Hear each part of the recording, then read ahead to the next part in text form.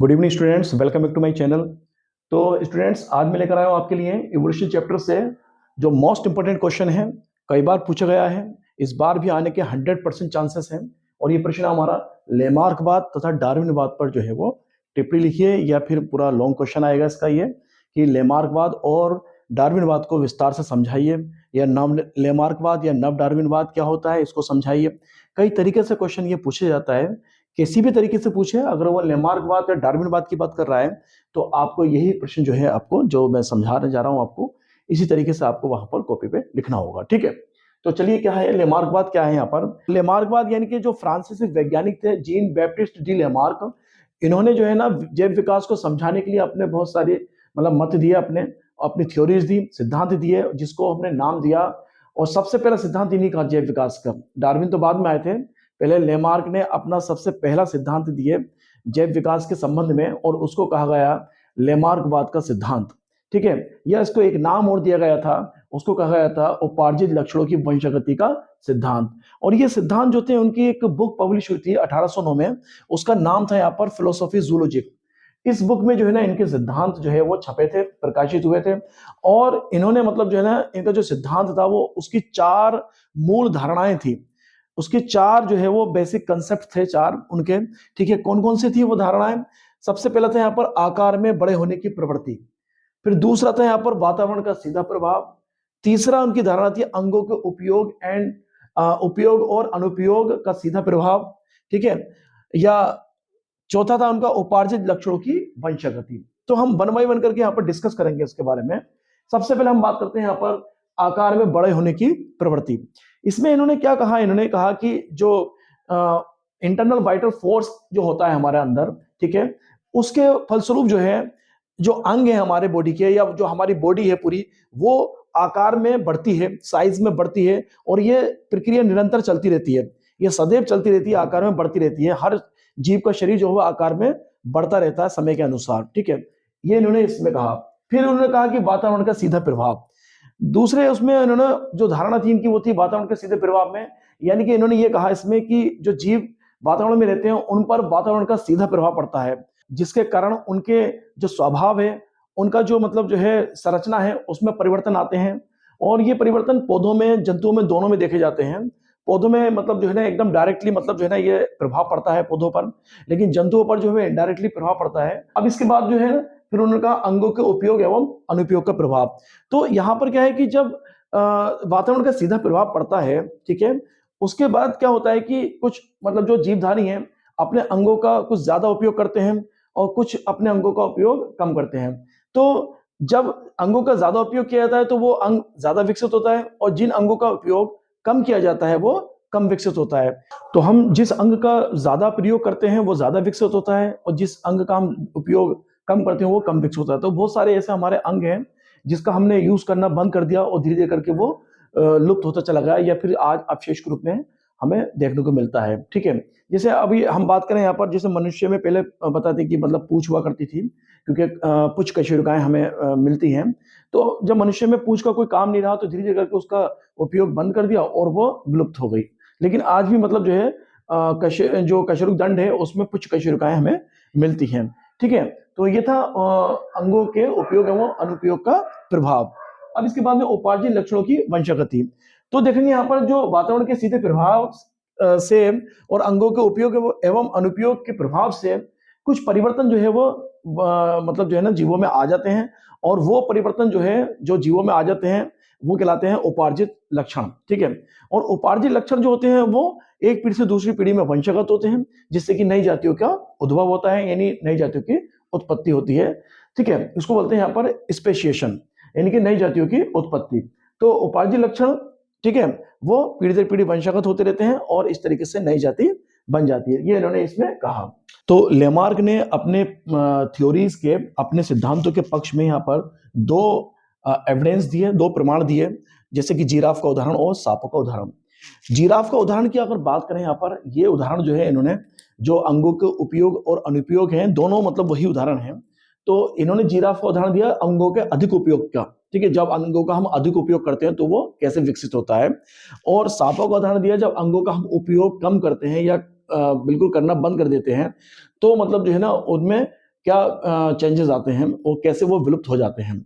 तो पहले उदाहरण लेते हैं हम जिराफ का। तो जिराफ जो थे जो अफ्रीका के रेगिस्तान में हमें मिलते हैं, वो जिराफ लंबी गर्दन वाले हैं और लंबी टांगों वाले हैं। लेकिन देखा जाए तो ये जो इनके पूर्वज थे अफ्रीका में, जब हरे भरे जंगल थे, हरी भरी घासें मैदान थे घास के, तो उसमें जो है छोटी गर्दन वाले इनके पूर्वज थे। टांगे भी छोटी थी, गर्दन भी छोटी थी, तो वहां पर आसानी से उनको जो है घास मिल जाती थी, आसानी से वो खा लेते थे। लेकिन धीरे धीरे समय बदला और समय परिवर्तन हुआ और वहां पर जो घास के मैदान थे वो रेगिस्तान में तब्दील हो गए, बदल गए। तो फिर इनको जो है जिराफ को बड़े बड़े जो पेड़ बचे, ठीक है, उनमें मतलब जो है उन पर निर्भर रहना पड़ा। अब जब उनको ये पत्तियों को खाते थे, धीरे धीरे करके उन्होंने खाना शुरू किया उन पत्तियों को, तो इनको गर्दन उचकानी पड़ती थी, अपनी टांगे उचकानी पड़ती थी। तो धीरे धीरे करके जब ये उचकाते थे उसको, गर्दन को, टांगों को खींचना पड़ता था, तो उनमें खिंचाव उत्पन्न हुआ। खिंचाव उत्पन्न हुआ, धीरे धीरे करके जो है उसमें परिवर्तन आया और वो परिवर्तन जो है वो धीरे धीरे करके वो पीढ़ी दर पीढ़ी वंशागत होता चला गया। और इस तरीके से जो है वो खिंचाव उत्पन्न की वजह से, या कहें कि गर्दन का अधिक उपयोग करने की वजह से वो अधिक विकसित हो गई और वो गर्दन जो है वो टांगे लंबी हो गई। तो जो आज हमें जिराफ मिलते हैं वो हमें लंबी टांगों और लंबी गर्दन वाले जिराफ मिलते हैं, ठीक है, क्योंकि उन्होंने अपने अंगों का उपयोग अधिक किया, ज्यादा किया, इसलिए वो उनकी गर्दन और टांगे लंबी हो गई। लेकिन जो पूर्वज थे इनके, ठीक है, उन्होंने मतलब उसका ऐसा उपयोग नहीं किया, तो वो जैसे थे वैसे ही थे वहां पर, ठीक है। तो ये एक उदाहरण यहाँ पर जिराफ का था, ठीक है। इसी तरीके से सांपों का उदाहरण दिया उन्होंने। तो सांप क्या है, जैसे देखेंगे कि सांप जो है, पहले ये बताते हैं कि सांपों में पहले टांगे हुआ करती थी, पैर हुआ करते थे। सांप में क्या है कि उन्होंने अपने अंगों को, यानी कि जो उसके पैर थे, पैर को यूज करना कम कर दिया।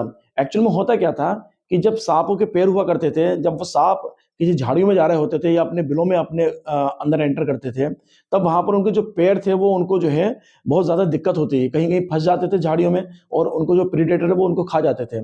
तो उन्होंने क्या किया, उन्होंने जो है ना उन पैरों का यूज करना बंद कर दिया। धीरे धीरे करके जब यूज करना बंद कर दिया, ठीक है, उपयोग करना बंद कर दिया, तो धीरे धीरे करके वो उनके पैर जो है वो विलुप्त हो गए, यानी कि होते चले गए। और चेंज आया, उसमें चेंज आने के बाद में वो पीढ़ी दर पीढ़ी वो वंशागत हुए और इस तरीके से जो है उनके पैर वहां से विलुप्त हो गए। और आज जो हमें सांप देखने को मिलते हैं वो बिना पैरों वाले सांप देखने को मिलते हैं। लेकिन कुछ ऐसे प्रमाण मिले हैं, जैसे कि पाइथन, अजगर की बात करें तो उसकी जो स्केलेटन की बात करें अगर उसमें, तो उसकी जो मेखलाएं हैं, तो मेखलाएं वहां पर मतलब मिलती हैं हमें। और मेखलाएं जो होती हैं वो मतलब जो है स्ट्रक्चर होता है जिसमें हमारे लिम्स जो है वो फिट होते हैं, ठीक है। तो इस तरीके से यहाँ पर ये इन्होंने दो उदाहरण यहाँ पर अपने जैव विकास के संबंध में इन्होंने दिए, ठीक है। इसके बाद में क्या है, तो फिर इनका समर्थन हुआ, कुछ साइंटिस्ट आए, इनका समर्थन किया, जैसे कि सुमनर आए। सुमनर ने जो है चूहों पर जो है अपने प्रयोग किए और इनको समर्थन दिया।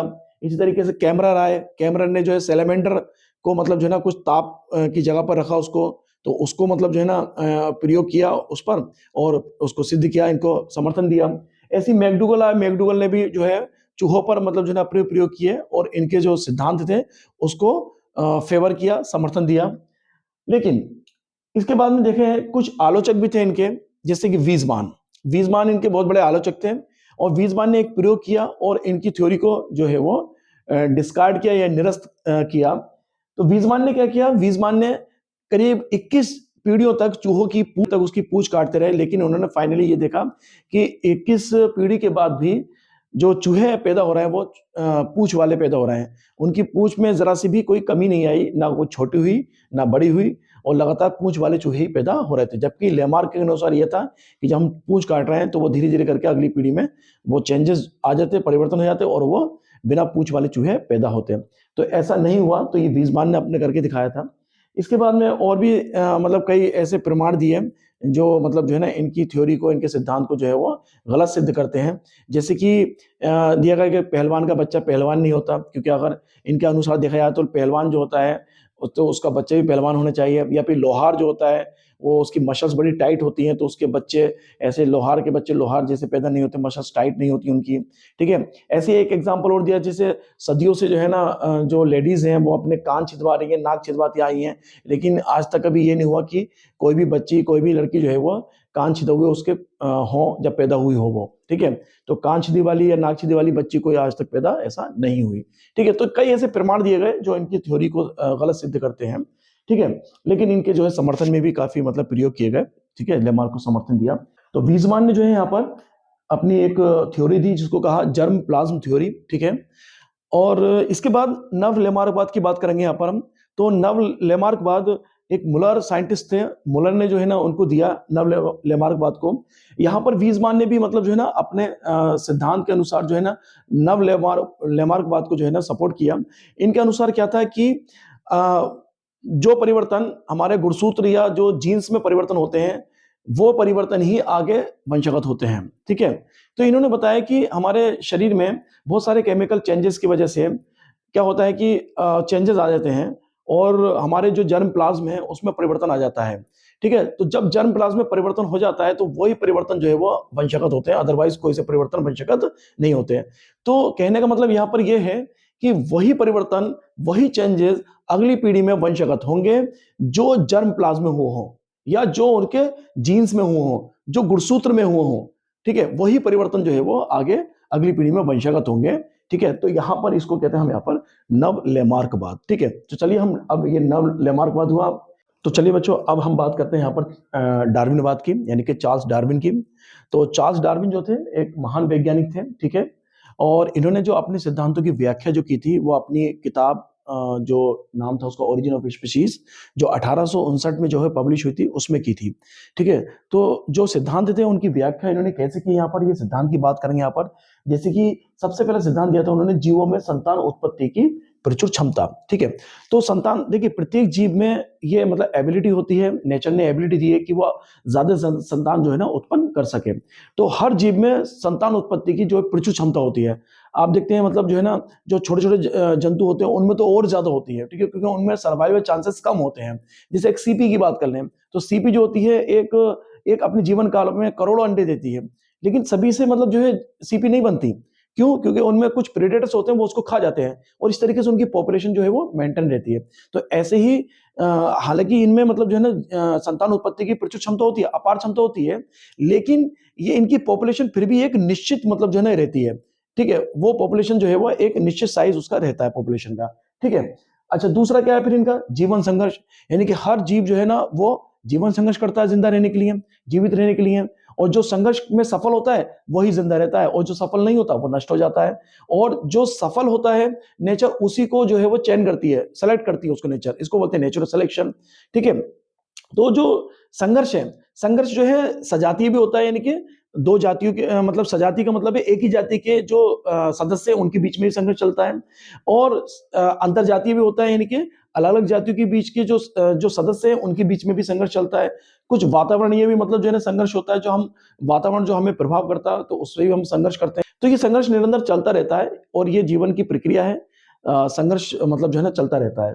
ठीक है, इसके बाद क्या है यहाँ पे विभिन्नता एवं उनकी वंशगति। ठीक है, विभिन्नता वंशगति का मतलब क्या है यहाँ पर, जो जुड़वा बच्चे होते हैं, ठीक है, यानी कि जो आइडेंटिकल ट्विंस होते हैं उनको छोड़कर जो कपल्स यानी जो माता पिता अपने बच्चों को जो जन्म देते हैं तो वो बच्चे सब विभिन्नताएं लिए हुए होते हैं, सब एक दूसरे से भिन्न होते हैं, एक दूसरे से बिल्कुल भी मैच नहीं करते। और यही विभिन्नताएं जो है वो पीढ़ी दर पीढ़ी क्या होती है, वंशगत होती हैं। और यही जब वंशगत होती हैं समझे तो आगे जो है धीरे धीरे करके जो है ना नई जाति का विकास होता है। ठीक है, तो ये मतलब जो है ना उसमें आएगा हमारा विभिन्नता एवं उनकी वंशगति में। ठीक है, अब हम बात करते हैं यहाँ पर अगला हेडिंग है हमारा सर्वाइवल ऑफ द फिटेस्ट, या फिर हम कहेंगे इसको नेचुरल सिलेक्शन। नेचुरल सिलेक्शन यानी कि प्राकृतिक वर्णवाद। अब सर्वाइवल ऑफ द फिटेस्ट में क्या है, यानी कि जो जीव स्वस्थ होगा वही मतलब जो है ना जिंदा रहेगा या वही जीवन में सफल होगा, जो स्वस्थ होगा। ठीक है, स्वस्थ का यहाँ पर मतलब है कि वो रिप्रोडक्टिवली फिट हो, यानी कि वो जनन भी अच्छे से करता हो और अपना उसका स्वास्थ्य भी अच्छा हो, स्वस्थ हो बिल्कुल। तो नेचर उसी को सेलेक्ट करती है, उसी को फेवर करती है, जो स्वस्थ होता है उसी को फेवर करती है, वही जिंदा रहता है। इसके बाद यहाँ पर वातावरण में निरंतर परिवर्तन। ठीक है, वातावरण जो होता है वो निरंतर जो है परिवर्तित होता रहता है, उसकी दशाएं परिवर्तित होती रहती हैं और इस तरीके से वो जीवधारी उससे प्रभावित होते रहते हैं।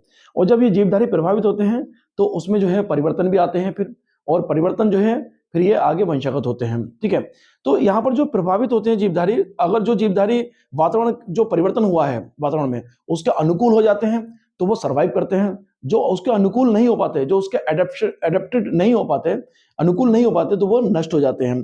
ठीक है, तो हम यही देखते हैं कि अनुकूलन बहुत जरूरी है। ठीक है, जो अनुकूलित नहीं कर पाता अपने आप को वातावरण के प्रति तो वो क्या होता है, वो नष्ट हो जाता है। ठीक है, जैसे बहुत सारा आप देखते हैं, जैसे अभी सपोज करो कि मतलब जो पोलर रीजन है, वहां पर पोलर बियर मिलता है हमें, ठीक है। तो वो उसने अपने आप को वहां के एटमोस्फेयर अकॉर्डिंग अपने आप को ढाल लिया और वो सर्वाइव कर रहा है।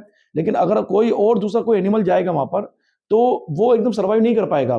तो पहले उसको क्या करना पड़ेगा, अपने आप को अनुकूल करना पड़ेगा उसको, ठीक है, अपने आप को चेंज करना पड़ेगा। जब चेंज कर पाएगा, अपने आप को अनुकूल कर पाएगा उसके अकॉर्डिंग, वातावरण के अकॉर्डिंग, तब जाके जो है वो फिर वहां पर सर्वाइव कर पाएगा। तो ये था हमारा यहाँ पर डार्विनवाद, ठीक है। और इन हेडिंग्स में हमने डार्विनवाद को कंप्लीट किया। तो बस इतना ही था डार्विनवाद में। अब यहाँ पर ये तुलनात्मक अध्ययन भी हम कर सकते हैं इसका, डार्विन का। तो आप जिराफ को लेके कर सकते हैं तुलनात्मक अध्ययन। जिराफ को लेके क्या कर सकते हैं यहाँ पर, जैसे मैं बताऊं आपको, तुलनात्मक अध्ययन में देखिए एक अलग से क्वेश्चन आ सकता है यहाँ पर, ठीक है। आपका एक लॉन्ग क्वेश्चन कंप्लीट हुआ लेमार्कवाद और डार्विनवाद का, इस तरीके से कि मतलब जो है ना, आप हेडिंग वाइज जो है ना इसको, जैसे मैंने हेडिंग बताई आपको, इन्हीं हेडिंग्स में जो है ना इसको आप लिखिएगा कॉपी में अपनी, तो आपको जो है ये आसान होगा, आसान पड़ जाएगा आपको क्वेश्चन ये, ठीक है। बहुत आसानी से आप इसको लिख सकते हैं, ठीक है बच्चों। चलिए, तो इसके लिए थैंक यू।